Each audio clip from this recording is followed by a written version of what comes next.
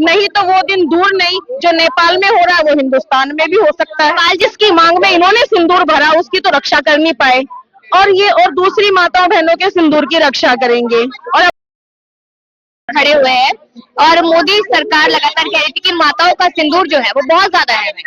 पहले तो इनका ये कहना कि हम घर घर सिंदूर की डिब्बी पहुंचाएंगे, तो कोई भी भारतीय महिला अपने पति के अलावा किसी और से सिंदूर लेकर अपनी मांग नहीं सजाती है।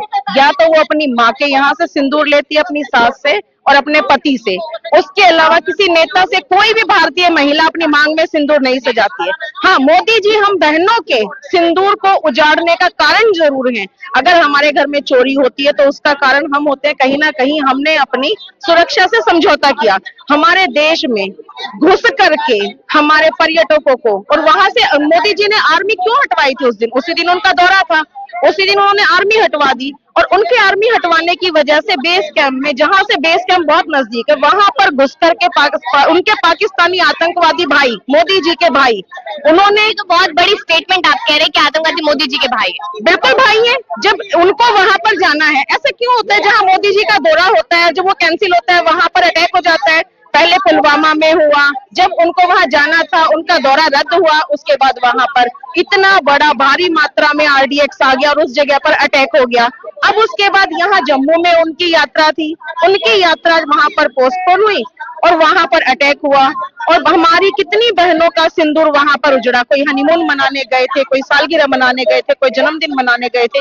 क्या अब अपने देश में भी हम डर डर के घूमेंगे और फिर ये एक मुहिम चलाते हैं कि हर बहन को ये सिंदूर पहुंचाएंगे? इन्हें शर्म नहीं आती? जिसकी मांग में इन्होंने सिंदूर भरा उसकी तो रक्षा कर नहीं पाए, और दूसरी माताओं बहनों के सिंदूर की रक्षा करेंगे। अब जो आज हम सब बहनें यहाँ पर सिंदूर लेकर के प्रदर्शन कर रहे हैं, उसका कारण ये है कि पाकिस्तान का क्रिकेटर एक स्टेटस लगाता है सिंदूर भरते हुए, और इन्हें शर्म नहीं आती कि उसी पाकिस्तान के साथ में ये मैच खेलने जा रहे हैं। इन्हें चाहिए था मुंह तोड़ जवाब दे। क्या ये वहां पर एक मैच नहीं रद्द करवा सके? ये बात करते हैं विश्व गुरु बनने की, ये बात करते हैं धर्म के स्थापना की, ये बात करते हैं बड़ी बड़ी चीजों की, और इनसे इतना नहीं हुआ कि अपनी बहनों, माताओं और अपने भाइयों और हमारे जो जवान वहां हर रोज देश की रक्षा के लिए शहीद होते हैं, उनकी रक्षा के लिए ये एक स्टेप नहीं ले पाए कि हम आपके साथ में कोई भी मैत्रीपूर्ण मैच नहीं खेलेंगे। लेकिन अनुराग ठाकुर कहते हैं कि आईसीसी और एसीसी के सामने हम झुक नहीं सकते, हमारी मजबूरी है मैच खेलना। क्या बात है!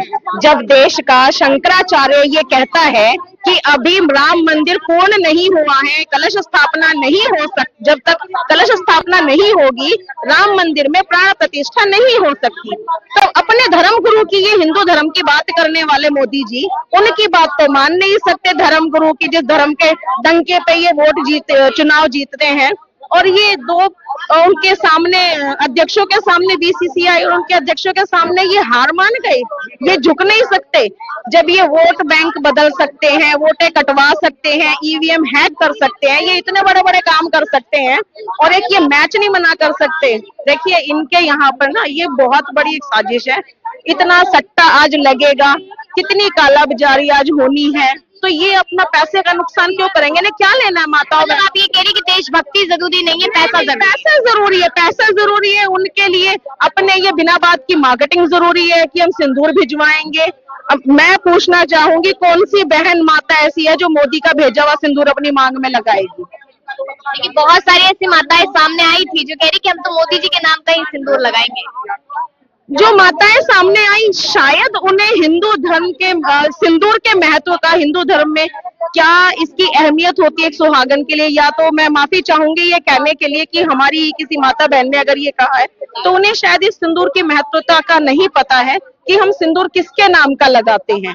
हम किसी भी नेता, प्रधानमंत्री, मुख्यमंत्री के नाम का सिंदूर नहीं लगाते, केवल अपने पति के नाम का सिंदूर लगाते। किसी का जाते हैं वो कर रहे हैं, नहीं तो वो दिन दूर नहीं जो नेपाल में हो रहा है वो हिंदुस्तान में भी हो सकता है। नेपाल जैसी स्थिति बिल्कुल हो सकती है। जब ये महिलाओं के सिंदूर पे बात आएगी, अपमान पे बात आएगी, और हमारे देश का प्रधानमंत्री, हमारे देश का प्रधान रक्षक, वो अगर हमारे लिए कोई कदम नहीं उठाएगा तो जैसे वहां के जेनजी ने कदम उठाया है, इसी तरह से हिंदुस्तान में मोदी जी देखिए मोदी जी की माता का अपमान तो किसने किया।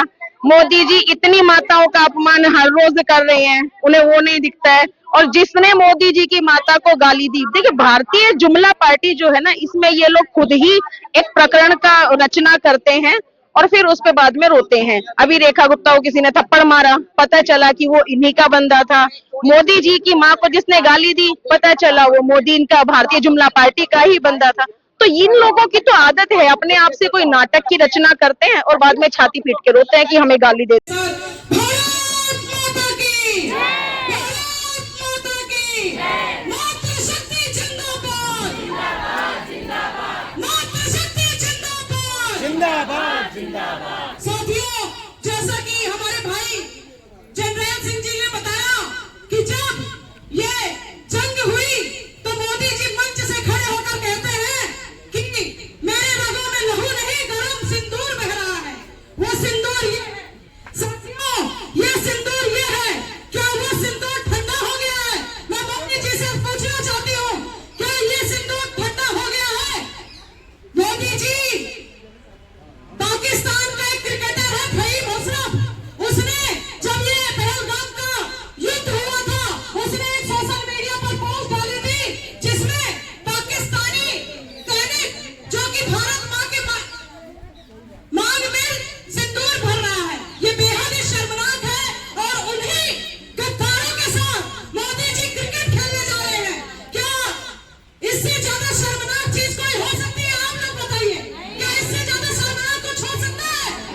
मोदी जी के लिए देश के सम्मान से ज्यादा, महिलाओं के सिंदूर से ज्यादा, सैनिकों जो हमारे देश के लिए शहीद हो गए उनसे ज्यादा, ये अमित शाह जी जो कि गृह मंत्री हैं, उनके बेटे आईसीसी के चेयरमैन हैं, आज देश के सम्मान से ज्यादा मोदी जी अमित शाह जी के बेटे के धंधे का ज्यादा जरूरी है।